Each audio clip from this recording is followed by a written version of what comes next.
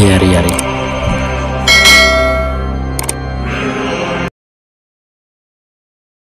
Yo, pasukan boing-boing. Sebelum kita membahas episode kali ini, gua bakal mengulas singkat episode kemarin biar kalian gak lupa. Di episode kemarin, Carrera merasa frustasi karena lengannya belum sembuh. Tapi tiba-tiba pistol Carrera bersinar dan muncul Kondo Tatsuya. Dia ingin membantu Carrera. Sementara itu, Zelanus dan Milim masih adu pukulan tendangan dan juga serangan andalan mereka. Tapi tidak ada satupun di antara kedua orang itu tumbang. Di satu sisi, Peliot sendirian melawan Obera dan kawan-kawan. Tapi di antara semua musuh yang ada di depannya, Peliot paling benci dengan Gerudo.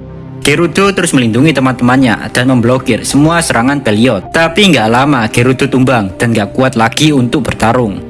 Di saat itu Peliot tertawa, tapi tiba-tiba dari belakang muncul Carrera. Dan Carrera langsung menembak Peliot dengan peluru penghakiman. Dalam sekejap saja Peliot langsung mati. Sementara Zelanus yang mengetahui Peliot mati, Zelanus pun langsung kabur. Sejenak suasana kembali damai dan semua orang bahagia karena kemenangan perang ini.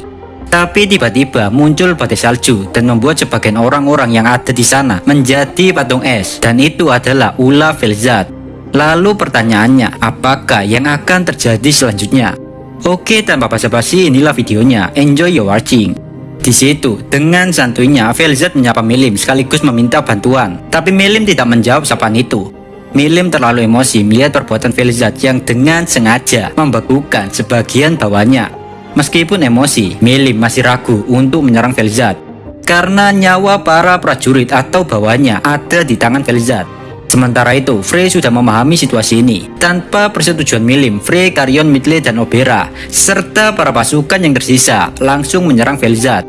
Mereka tahu jika meskipun menyerang Vel'Zad nggak akan bisa menang. Kemenangan mereka hanyalah 0%. Tapi setidaknya Frey ingin menunjukkan kepada Milim agar tidak perlu ragu-ragu untuk menyerang Vel'Zad. Frey dan yang lainnya siap mati dan gak mau menjadi hambatan untuk Milim. Serangan gabungan dari bawahan Milim pun telah dilepaskan. Di satu sisi, Carrera terus berpikir untuk melawan Vel'Zad. Carrera akhirnya menyuruh para iblis bawahnya untuk meninggalkan tubuh inkarnasinya, sekaligus mengumpulkan jiwa orang mati yang ada di medan pertempuran. Hal itu dilakukan supaya bawahan Carrera bisa dihidupkan lagi jika mati dalam penyerangan ini. Para bawahan Carrera menyerang Vel'Zad menggunakan bentuk kehidupan spiritual. Dengan semangat epical glory, Carrera berkata, "Iguzote merah!" Lalu setelah itu, Carrera bersama para bawahannya mulai menyerang Vel'Zad. Sedangkan Vel'Zad sendiri, dia mengeluarkan aura dinginnya sambil berkata, "Oke." Dalam sekejap semua orang menjadi beku. Milim yang melihat hal itu, dia langsung bergerak mengorbankan diri untuk melindungi Frey dan Carrion. Berkat pelindungan Milim, Frey dan Carrion masih baik-baik saja. Di situ terlihat di samping Milim ada Carrera janda OP yang kini sudah menjadi beku. Semuanya menjadi patung es. Kini di hadapan Vel'Zad cuma ada Milim, Obera, Midley, Carrion, dan Frey. Sebelum menyerang kembali, Frey berkata kepada Milim, "Milim, anata, woyasashine, tesuki dayo, shuto, suki desita." Setelah mengatakan itu, Frey menatap semua raja surgawi yang tersisa dan mereka serentak menganggukkan kepalanya. Tanpa apa-apa, mereka berempat bergerak secara bersamaan menyerang Vel'Zad. Milim yang melihat hal ini, dia hanya bisa berteriak, "Choto mate minasan!" Tapi teriakan Milim tidak digubris para bawahannya dan serangan telah dilepaskan. Tapi tetap saja semua serangan mereka tidak bisa melukai Vel'Zad. Pada akhirnya, 4 raja surgawi bawahan Milim menjadi patung beku karena serangan Vel'Zad. Sementara itu, Milim yang melihat semua orang telah menjadi patung es beku, emosi dalam dirinya tidak bisa terbendung lagi. Milim berkata, "Vel'Zad, akan kukirim kau ke neraka. Aku tidak akan memaafkanmu. Watashi wa shinumade anata yurishimasen." Pada saat yang sama, skill ultimate Milim yaitu Dreadful King Satanael aktif. Jumlah Magic Tule Milim terus meningkat dengan cepat dan tidak pernah bisa berkurang. Dunia bergetar begitu hebatnya seperti kiamat 2012 yang gak jadi kiamat.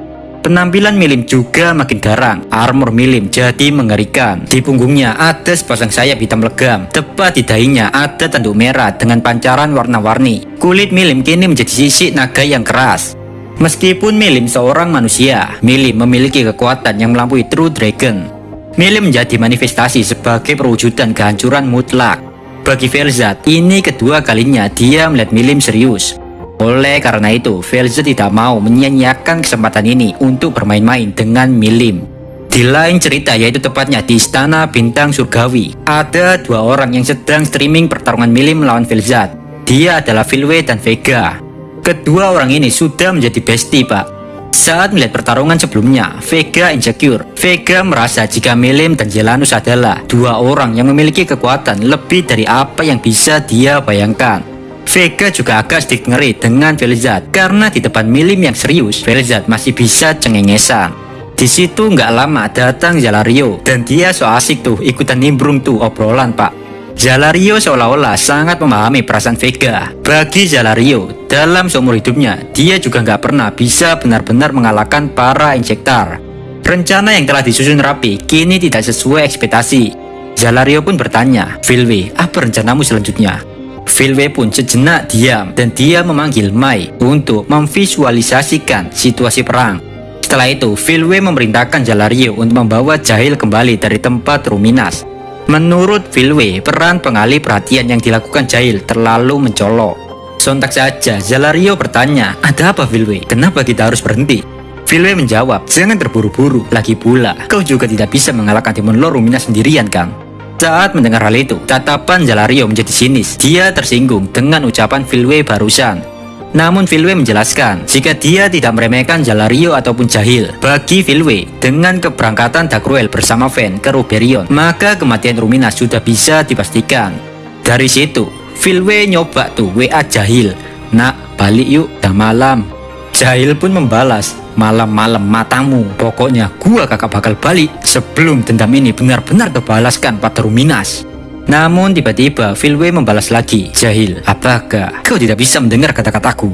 Saat mendengar suara itu, seketika bulu jembut Jahil berdiri dan muncul rasa ketegangan dalam jiwanya.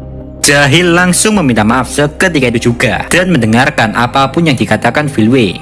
Bagi Jalario, Filwe yang sekarang bukanlah Filwe yang dulu. Hanya dengan desainnya saja, Filwe bisa mengintimidasi orang-orang yang lebih lemah darinya.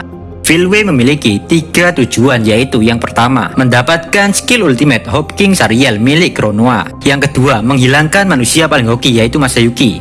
Dan terakhir sekaligus yang terpenting adalah mendapatkan Dragon Vector milik Veldora. Tujuan telah ditentukan, Filwe pun tersenyum jahat dan dia berencana akan melakukan sesuatu agar musuh tidak mengetahui niat dia sebenarnya.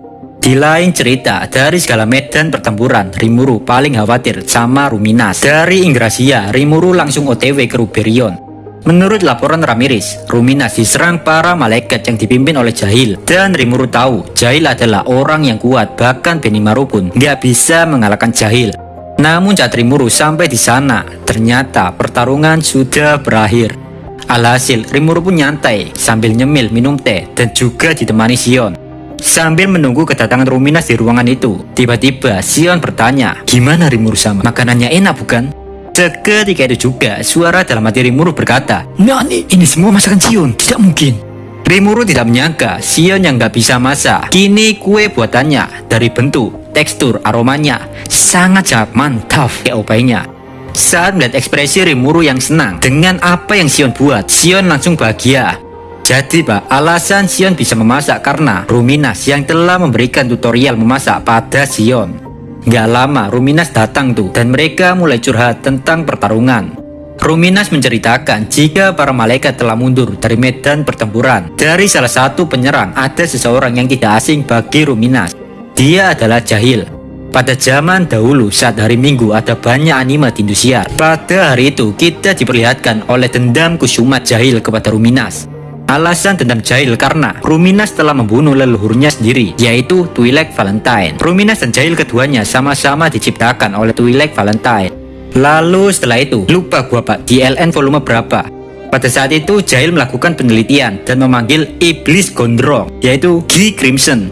Akibat pemanggilan itu, Jahil mati konyol. Dan saat Ruminas tahu Jahil ada di medan pertempuran, Ruminas kaget karena Jahil bangkit dengan memiliki kekuatan yang sangat OP daripada sebelumnya. Rimuru juga sependapat dengan Ruminas. Rimuru sudah mengetahui seberapa berbahayanya Jahil. Rimuru merasa Ruminas gak akan bisa mengalahkan Jahil, dan alasan itulah yang membuat Rimuru ke Ruberion. Saat mendengar keresahan hati Rimuru, Ruminas mencoba menenangkan Rimuru. jika dia sudah memiliki pengalaman melawan naga wibu yang pernah mengamuk menghancurkan kotanya. Ruminas juga sudah memasang beberapa lapis penghalang. Dengan banyaknya pengikut yang memiliki iman padanya, maka bukan hal yang sulit bagi Ruminas untuk mengusir jahil, ucap Ruminas. Mendengar hal itu, Rimuru agak sedikit lega. Menurut laporan Ultima yang telah diterima Rimuru, penyebab pengkhianatan Dark Cruel karena Fen telah melakukan sesuatu dan membuat Dark Cruel berubah. Dan saat ini Dark Cruel sedang OTW Ruberion dengan jalan kaki, nggak pakai sandal jepit. Menurut Rimuru, Dark Cruel akan sampai di Ruberion sekitar 4 hari lagi. Rimuru nggak yakin Ruminas bisa melawan Dark Cruel bersama para malaikat. Oleh karena itu, Rimuru ingin memanggil Hinata dan Ordo Kesatria Suci agar segera ke Ruberion. Namun Ruminas gak setuju dengan usulan Rimuru. Menurut Ruminas, jika Hinata dan yang lain kesini, maka bangsa barat akan berpikir bahwa gereja suci telah meninggalkan mereka. Yang otomatis hal itu membuat kepercayaan yang telah lama dibangun akan hancur. Di situ Rimuru memberitahu Ruminas jika Rimuru sudah membawa Gadra, yang mungkin Gadra sekarang sudah mendiskusikan pertahanan dengan Adalman. Saat mendengar hal itu, Ruminas menyimpulkan jika Rimuru terlalu meremehkan kekuatan Dark Cruel. Belum lagi ancaman dari saudara Dark Cruel yaitu Graceport dan juga Fen. Bahkan Basara dari Four Arms telah dilepaskan. Dulu Basara dan Kisara adalah nenek moyang para raksasa. Mereka berdua kembar dan mereka diciptakan oleh dewa raksasa sejati yaitu Dark Cruel. Kehidupan Kisara dan Basara diwarnai dengan konflik. Mereka berdua terus bertarung satu dengan yang lain untuk menentukan siapa di antara mereka yang berhak disebut kakak. Pertarungan keduanya berhenti saat mereka dikalahkan Dark Cruel. Lalu setelah itu mereka berdua menjadi murid dari Dark Cruel. Seiring waktu berlalu, Dark Cruel dan Kisara memilih melepas masa lajangnya dan segera menikah. Tapi nggak lama hal yang tidak terduga terjadi. Kisara meninggal saat dia melahirkan anaknya. Pada waktu Kisara mati, Basara mulai mengamuk. Alhasil Dark Cruel mau nggak mau memenjarakan Basara di ruang bawah tanah. Saat mendengar dongeng dari legenda ini, Rimuru berpikir untuk mengirimkan bala bantuan lagi ke Ruberion. Tapi tiba-tiba Sion berdiri dan mempersilahkan seseorang masuk. Mereka adalah anak-anak dari Dark Cruel, Dagura, Ryura, dan Debura. Mereka bertiga sudah membulatkan tekad untuk melawan ras mereka sendiri. Sejenak Rimuru agak sedikit ragu karena takutnya mereka bertiga berkhianat. Tapi Sion yakin jika mereka bertiga nggak akan melakukan hal tersebut. Bahkan Ruminas sudah berniat membunuh anak-anak Dark Cruel jika mereka memang benar-benar bersekutu dengan papanya. Lalu setelah itu Ruminas, Rimuru, dan Sion mendiskusikan lagi strategi perang. Di saat yang sama terdengar telepati dari Ramiris. Ramiris mengatakan jika dia memiliki firasat yang buruk. Meskipun Milim telah memenangkan pertempuran melawan Zelanus, tapi kini siaran langsung di negara Milim berhenti. Kontak dengan Milim juga tidak bisa dihubungi. Dari sini Rimuru memiliki spekulasi jika Velzat sudah mulai bergerak. Rimuru pun berkata kepada Ruminas, "Gumen Ruminas, kurasa Milim dan Velzat sedang bertengkar. Aku harus memberitahu Gi dan aku juga akan kembali ke Tempest." Ruminas pun menganggukkan kepalanya sambil berkata, "Rimuru, kau tenang saja dan tidak perlu khawatir. Kami siap melawan Dark Cruel kapan saja." Sion juga berkata, "Hati-hati di jalan Rimuru sama."